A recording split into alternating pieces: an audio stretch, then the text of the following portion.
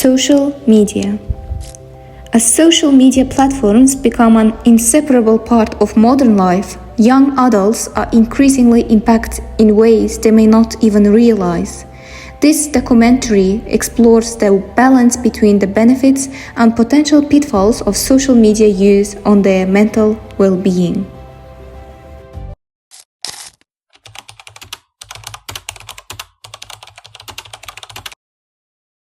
I typically spend 5 hours a day on social media.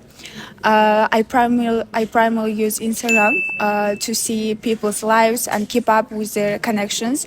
On TikTok, I create my own content, and especially I shoot trending videos.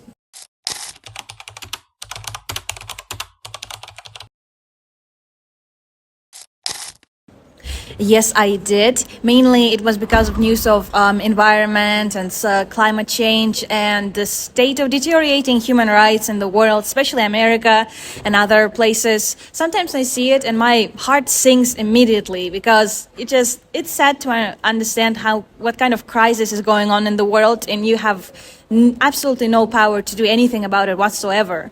And yeah, I kind of distract myself after that.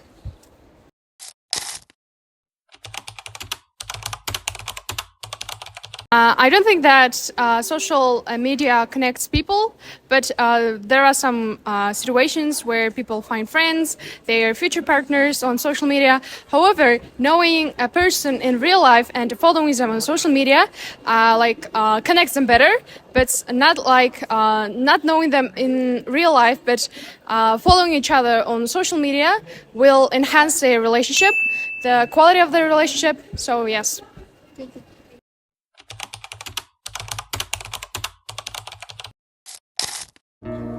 For me, social media was a fun and easy way to stay connected with people, but over time it started to affect my mental health. Study shows that up to 60% of people who spend more than 2 hours a day on social media experience symptoms of depression. I can relate to this. The more I spent online, the more I found myself comparing my life to others. I would see friends traveling, achieving goals, or just enjoying what seemed like a perfect life, and it made me feel inadequate.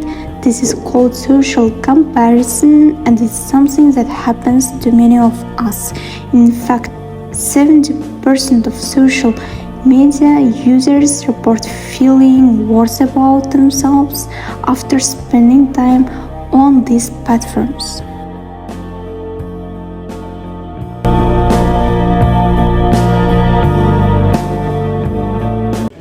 These challenges remind us the importance of balance. But how can young adults navigate the digital landscape without losing themselves in the process?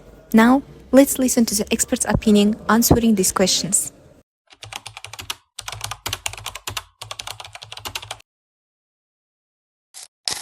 Mental health issues. It's directly related to psychiatric issues where a person really needs a therapy. Social media is full of diverse information, and usually that information is very rapid and split into small pieces. What do they usually watch? They watch Reels, TikTok.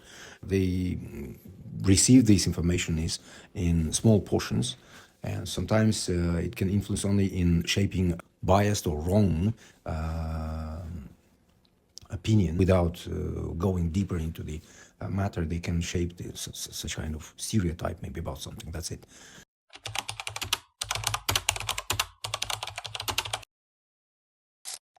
I believe social media communication truly influence young people to develop their social skills in a very positive way. Because, it's not everyone that is actually an extrovert. Some people cannot really communicate with you physically by looking at your face or by coming into eye-to-eye contact with you. So we call those people introverts. So introvert people, I think social media is actually an avenue for them to communicate better and to express themselves. Because maybe if they're actually looking at you, or if they're seeing you physically, they might not be able to express themselves better or in a more efficient way than they would do using social media. And even, let's say, for example, when someone sends you a message and you don't really know the content of the message, or some of the words being used are not known to you, you can easily go back to your dictionary or some search engines to check the meaning of the sentence, the meaning of the words, in order to communicate efficiently, which we cannot truly have in a physical communication. And another thing is social media also allow you to network with so many people that you don't know. For example, let's talk of LinkedIn. You see, LinkedIn, it's a professional network. It's a professional social media network that gives you access to so many professionals in different fields, in your own field and in many other fields. And basically, these professionals, you cannot really see them in real life. For example, how do you see some CEOs of some companies, if not in LinkedIn? This is one. Two, maybe some of them, if you see them in real life, it would be very difficult for you to actually communicate with them. But easily through social media, you can send them an email, you can send them a message via LinkedIn, and they'll basically respond. But when you see them in real life, some of them are very busy at the instance, and it will be very difficult for them to respond to your question.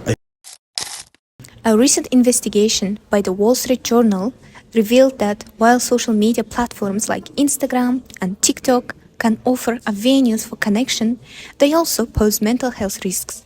On the flip side, as we mentioned before, social media can also provide support networks, especially for those who may feel isolated. During the COVID-19 pandemic, for instance, it served as a critical tool for maintaining social connections when face-to-face interactions were limited. In summary, while critics often highlight its pitfalls, social media has transformed the way young people build relationships and find support. For many, it's a lifeline to connection and self-expression. However, even when social media connects us, it can also expose us to a world of comparison and unrealistic expectations. For many young adults, this digital world is not just a place for connection, but also a source of anxiety and self-doubt.